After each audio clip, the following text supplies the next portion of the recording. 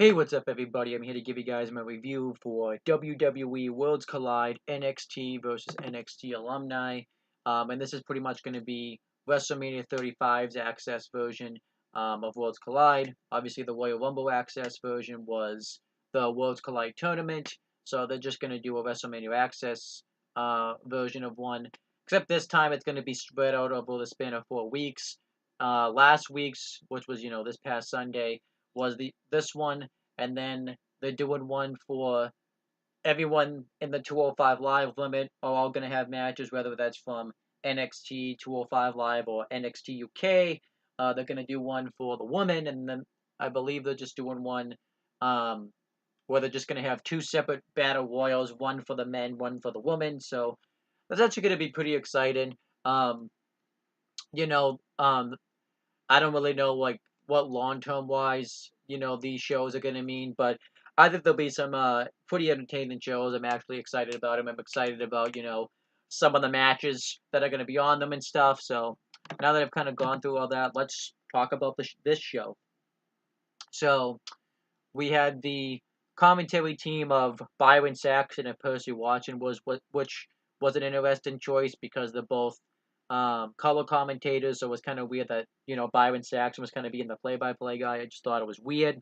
Um, so let's talk about the show. I'll start with the first match.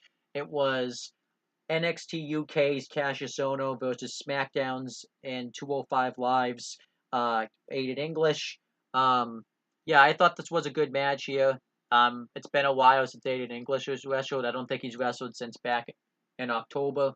The crowd was very into Aided English. He was definitely the baby face in this match. Everybody was chanting Rusev Day and Aiden Day at him because he said he started that. Cassius Ohno I thought was pretty good here by saying, how you're chanting for a commentator and he talks trash to Byron Saxton and Percy Watson saying that I'm going to kick the crap out of this commentator right here.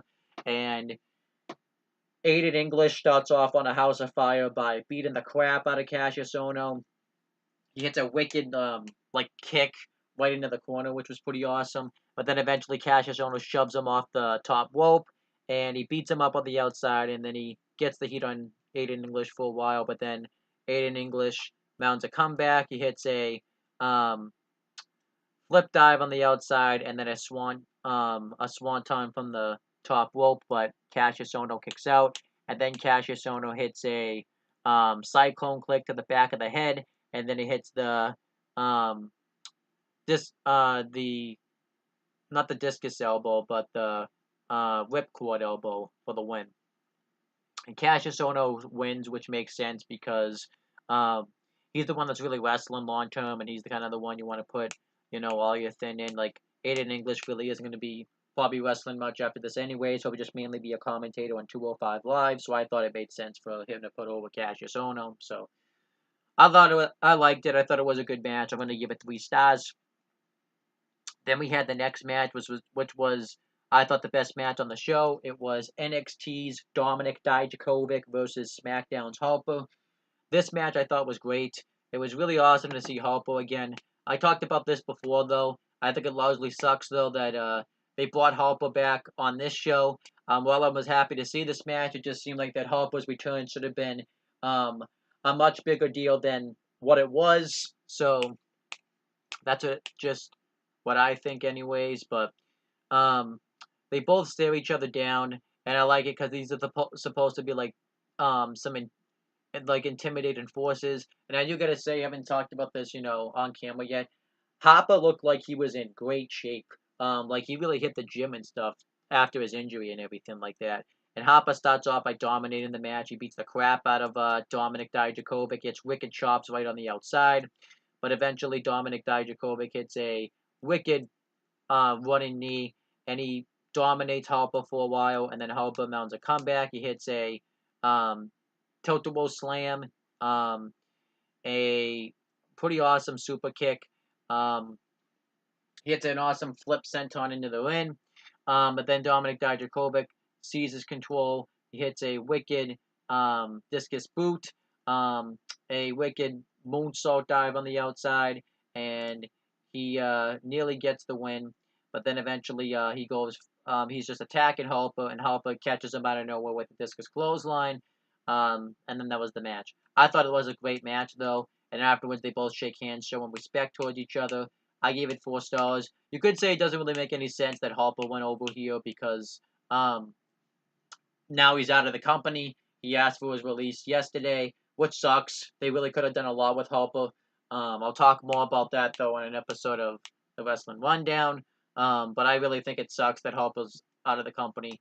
They really missed a lot of great potential with Harper. I'm not saying he could have been like a world champion or anything, but he definitely should have been used a lot better than what he was. But he can go kick ass in the Indies, so I think it's awesome.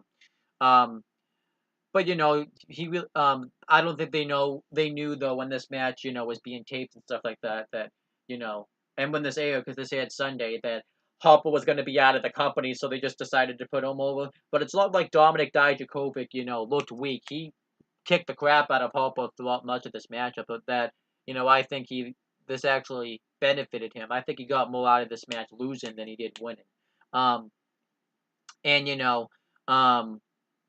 I don't expect this really to be canon anyway, so I don't really expect this to be brought up again. So that's why I'm okay with this. Um, so yeah. But I was fine with Harper winning. Plus, Harper really hasn't been on TV. Like, I think this was supposed to be, like Harper being set up as like something big, but then obviously since he, left the company, we really don't know. So I really can't criticize the choice of having Harper win. So, and I like Harper too, anyway. So.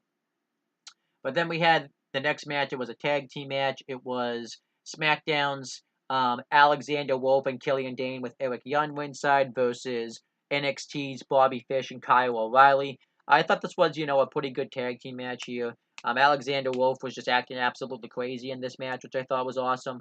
But the heels get the heat on him for a while by working over his leg, and then eventually Killian Dane gets the hot tag, and he goes ham on Fish and O'Reilly. Eventually, you know, they try to win with a big tag team move, but then eventually Fish and O'Reilly get the advantage, and they hit the high and low on Killian Dane for the win, which makes sense because Bobby Fish and Kyle O'Reilly, you're trying to build up more as like a dominant tag team. I think it made sense for them to win this match, so I liked it. So Bobby, I thought the match was pretty good. I gave it 3.25 stars. Afterwards, they continued to beat down Killian Dane to the point where Eric Young gets in the ring. He lays waste to Fish and O'Reilly and hits a wheelbarrow neckbreaker onto Kyle O'Reilly. So I like this. And then I thought the promo that Sanity cut afterwards was awesome. But we know that like Sandy is pretty much no longer within now because Alexander Wolf has now left the company. So pretty much you had 2 members of a tag team division with Harper and Alexander Wolf. They both left the same day. A lot of shit's going down with people possibly wanting to leave and stuff. But yeah, Alexander Wolf's left the company, which sucks. Sanity, they really could have done a lot with. They didn't even scratch the surface with them. It's like they pretty much just called him up on the main roster and just pretty much didn't do anything with them, which really sucks because we really could missed out on having some great matches they could have had in NXT, and they really could have been a dominant force in NXT. And instead they just called him up and just ruined their momentum. So I don't really understand this. Um, and I thought Alexander Wolf brought a lot to Sanity, so losing him in Sanity is going to be a big deal. So I thought that sucks. But then we had the main event. It was NXT's Roderick Strong versus Monday Night Raw's Tyler Breeze. I thought this was a pretty good match here. Roderick Strong. I like Tyler Breeze's new look too. I really haven't commented that much about that. Roderick Strong is getting the advantage in the beginning, so he mocks Tyler Breeze's entrance thing that he does, and I guess he doesn't come out with the selfie stick anymore, which I guess makes sense considering the fact that those aren't really popular anymore. And then Tyler Breeze does his taunt when he gets the advantage on Roderick Strong, and Roderick Strong eventually gets the advantage on Tyler Breeze. He throws a back burst into the apron, and he dominates Tyler Breeze for a while, but then Tyler Breeze mounts a comeback. He hits a super kick out of nowhere, and then Roderick Strong plants him face first, gets a near fall. But then eventually Tyler Breeze, I like the spot when Tyler Breeze went for the beauty shot, and Roderick Strong caught him into a backbreaker. I thought that was pretty awesome, actually. But then eventually Tyler Breeze ends up winning with the Impritia and gets the win. You could say this doesn't make any sense either because Roderick Strong, was this big star in NXT, and Tyler Breeze won't benefit from this because he'll just go back to the main roster, jobbing out. But I'm okay with this. Tyler Breeze really doesn't get a lot of opportunities to shine because of how badly booked he is on the main roster. So I was actually cool with Tyler Breeze getting a victory here. I kind of because we're not going to see this that much. Tyler Breeze probably most likely will probably be out of this company, within the next 6 months probably. But I'm okay with him getting a win. It was a nice feel good moment for me, and I was cool with it. I really didn't have any issues with it. And the match was pretty good. And I think Roderick Strong having this good showing um, still kind of put him over Strong. And I don't really think this hurt Roderick Strong losing the match at all. So, yeah. It just what sucks is that Tyler Breeze won't benefit from this win. So, whatever.